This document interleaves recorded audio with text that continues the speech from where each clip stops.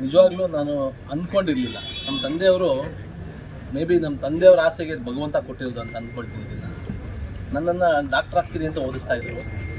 ದೇವರಾಣೆಗೂ ನಾನು ಡಾಕ್ಟರ್ ಆಗಿಲ್ಲ. ನಮ್ಮ ತಮ್ಮ ಡಾಕ್ಟರ್ ಆದರು. ಆವಾಗ ಅವ್ರು ಸಮಾಧಾನ ಪಟ್ಕೊಳ್ತಿದ್ರು, ನನ್ನ ತಮ್ಮ ನನ್ನ ಚಿಕ್ಕ ಮಗ ಡಾಕ್ಟರ್ ಆದ ಬಿಡು ಅಂತ.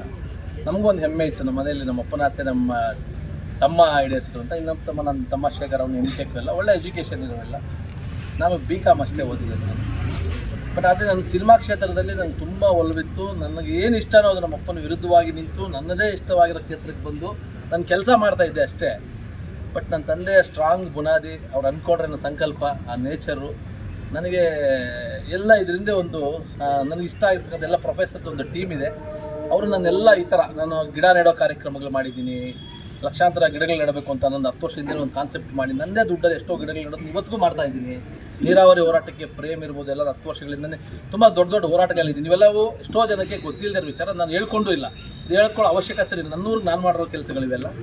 ಸೊ ಎಲ್ಲವನ್ನು ಕ್ರೋಢೀಕರಿಸಿ ಒಂದು ಪ್ರೊಫೆಷನ್ ಸ್ಕೀಮು ಎಲ್ಲ ಬಂದು ನನ್ನ ಹತ್ರ ಮಾತಾಡಿದಾಗ, ಸರ್ ಸುಮ್ಮನೆ ರೀ ಸರ್ ಅಂತ ನಾನು ನಿಜವಾಗ್ಲೂ ಒಪ್ಪಲಿಲ್ಲ.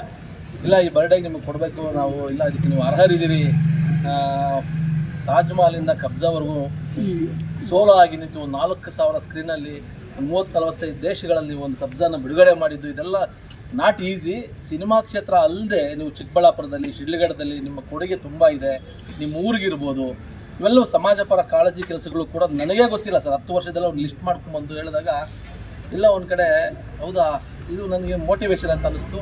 ಎಲ್ಲದಕ್ಕಿಂತ ಹೆಚ್ಚಿಗೆ ನಮ್ಮ ತಂದೆಗೆ ಹೇಳಿದೆ, ಅಪ್ಪ ನಾನು ಡಾಕ್ಟ್ರ್ ಓದಿಲ್ಲ ಅಂದರೆ ಈಗ ಡಾಕ್ಟ್ರೇಟ್ ಬರ್ತಾಯಿದೆ ತಗೊಳ್ಳೇನಪ್ಪ ಅಂತ ನಮ್ಮ ತಂದೆಗೆ ಫೋನ್ ಮಾಡಿದೆ. ಅವರು ನಗ್ತಿದ್ರು, ಖುಷಿಪಟ್ಟರು. ಸೊ ಈ ಒಂದು ಡಾಕ್ಟ್ರೇಟ್ ಅಂತ ಏನೋ ಬಂದಿದ್ರು, ಇದು ನನ್ನ ತಂದೆದಿದ್ದು, ನಂದಲ್ಲ. ಅವ್ರು ಆಸೆ ಪಟ್ಟಿದ್ದು ಮತ್ತು ನೀವುಗಳು ಕೊಟ್ಟಿದ್ದಿದ್ದು. ಸೊ ನನಗೆಲ್ಲೋ ಒಂದು ಕಡೆ ಈಗ ಜಸ್ಟು ಪ್ರೆಸ್ ಮೀಟಲ್ಲಿ ಇರಬೇಕಾದ್ರೆ ನನಗೆ ನನ್ನ ತುಂಬ ಇಷ್ಟ ಆಗಿರೋದು ನಮ್ಮ ಆ್ಯಕ್ಟ್ರ್